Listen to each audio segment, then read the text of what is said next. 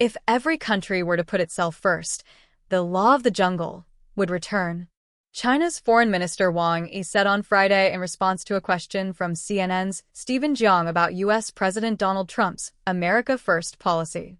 There are more than 190 countries in the world, the Chinese diplomat said during a news conference in Beijing. Should everyone stress my country first and obsess over a position of strength, the law of the jungle would reign again.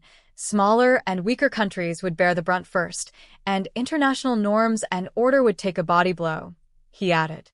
Wang, China's most seasoned diplomat and a trusted hand for Chinese leader Xi Jinping, made the remarks while hosting his 11th such news briefing on the sidelines of the yearly two-sessions gathering of China's rubber-stamp legislature and its top political advisory body. The highly choreographed event is typically a chance for Beijing to broadcast its views on pressing global issues. But this year's gathering, which comes as Beijing is wading into a new trade war with Washington and Trump upends U.S. foreign policy, gave Wang a well-timed platform to present China as a reliable leader and stable partner. When asked about Trump's decision to double additional tariffs on Chinese imports to the U.S. earlier this week, Wang struck a defiant tone. No country should fantasize that it can suppress China on the one hand and develop good relations with China on the other. This two-faced approach is not only not conducive to the stability of bilateral relations, but also unable to establish mutual trust, he added.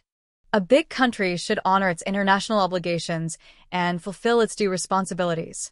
It should not put selfish interests before principles. Still less should it wield the power to bully the weak, Wang said, adding that China resolutely opposes power politics and hegemony. Since taking office in January, Trump has upended the U.S. role on the global stage, pulling back from international pacts and bodies, canceling much of America's vast foreign aid, and threatening to take control of other countries' sovereign territory. His administration has also thrown into question long-standing alliances, alienating Europe as it pivots to Russia, and earlier this week suspending American military aid to Ukraine. Frequent criticisms of China's aggression in South China Sea and its intimidation of the self-ruling democracy of Taiwan notwithstanding, Chinese diplomats have used the American president's shakeup to inject more oomph into efforts to showcase their country, and not America, as being on the right side of history. Global conflicts. Few global issues have lent themselves as neatly to that rhetoric than the war in Ukraine. Washington's pivot toward Moscow has not only shocked European allies but left open an opportunity for Beijing to push back against long-standing criticism of its close ties with Moscow, which have only expanded since Putin's invasion of Ukraine. Speaking to media Wednesday on the margins of a meeting of China's advisory body, the Chinese People's Political Consultative Conference, Liu She, China's special envoy for the European affairs, called on countries to first criticize the U.S. and not China for Russia ties. Is it still necessary to question whether China is favoring Russia? If they still have doubts about this, they should first criticize the U.S. The U.S. is not just leaning towards Russia, it's supporting it, said Liu, a former ambassador to France who's known for his brash style. European friends should reflect on how the Trump administration's policies contrast with those of the Chinese government, he said, adding that with its mutually beneficial approach to foreign policy, China's circle of friends will only grow. The Chinese foreign minister also addressed the war in Ukraine and Russia-China relations during his roughly 90-minute press conference. He hailed Moscow-Beijing ties as a constant push in a turbulent world, at a time when Trump officials have suggested they hope to drive a wedge between the two close partners.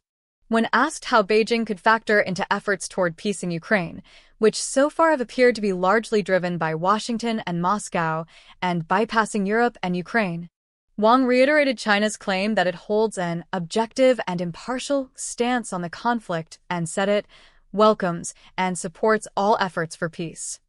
But he also used his answer to promote a shared view between Moscow and Beijing, who have long been united in their opposition to NATO, which they have falsely blamed for sparking Russia's invasion. All parties should learn something from the crisis, Wang said, adding in a veiled reference to the U.S. and its Europe alliance system, no country should build its security on the insecurity of another. He also indirectly criticized Washington's approach to the conflict in Gaza, When asked about Trump's controversial proposal last month for the U.S. to take ownership of the war-torn enclave and redevelop it into a Middle Eastern Riviera, if the major country truly cares about the people in Gaza, it should promote comprehensive and lasting ceasefire, ramp up humanitarian assistance, observe the principle of Palestinians governing Palestine, and contribute to the reconstruction, he said.